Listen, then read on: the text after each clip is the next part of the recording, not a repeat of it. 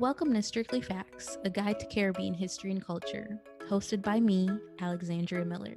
Strictly Facts teaches the history, politics, and activism of the Caribbean and connects these themes to contemporary music and popular culture.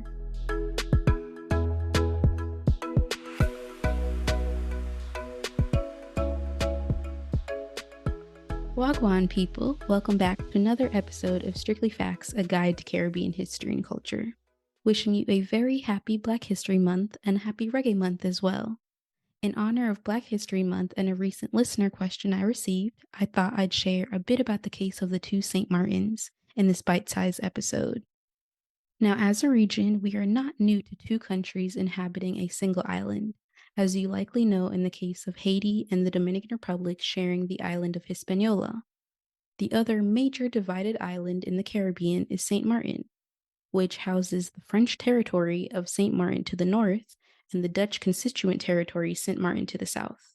Located just east of the U.S. and British Virgin Islands, the two St. Maartens make the smallest island in the world where two sovereign states share one landmass. The history of these two territories stretches back to the 1600s, whereby the Dutch and Spanish vied for control of the island while fighting each other in the 80 Years' War.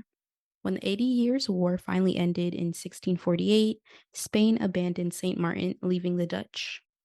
France had also begun to settle on St. Maarten, but instead of the two entering into another battle, in that I mean the French and the Dutch, they decided to divide St. Maarten into two halves via the 1648 Treaty of Concordia, maintaining that residents on either side can have free movement in both territories, although the defined border between the two went through about 16 changes before being settled in 1817. The French side, St. Maarten, was formerly an overseas department of Guadeloupe before seceding in 2007.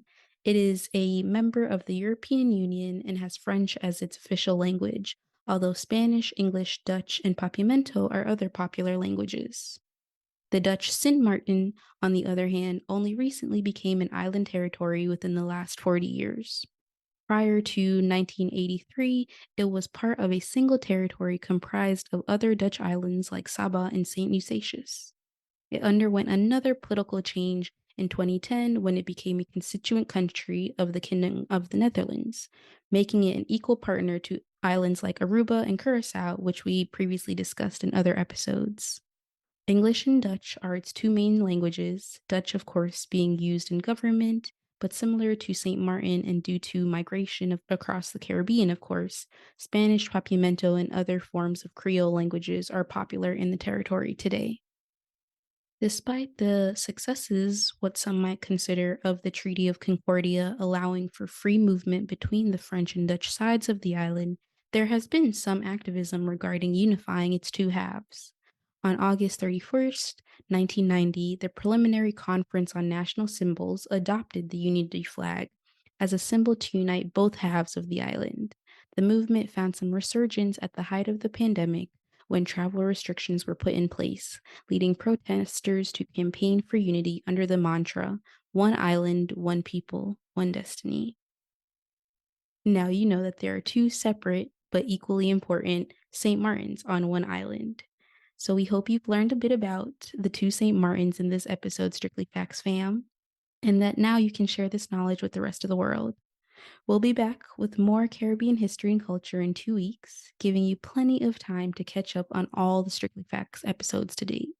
Till next time, little more. Thanks for tuning in to Strictly Facts. Visit strictlyfactspodcast.com for more information from each episode. Follow us at Strictly Facts Pod on Instagram and Facebook, and at Strictly Facts PD on Twitter.